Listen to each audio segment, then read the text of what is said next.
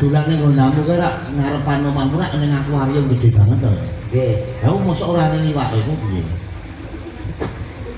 Lah akuarium ukuran semeter persegi ora ning iwake ku piye? Itu khusus.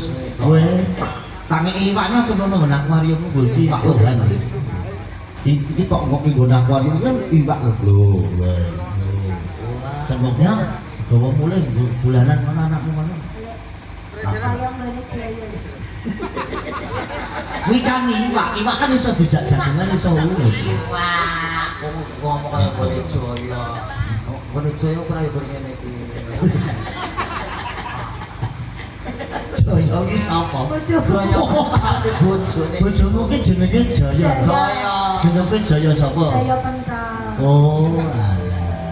Ayo bener Jaya pentol Eva mergane ya duwe.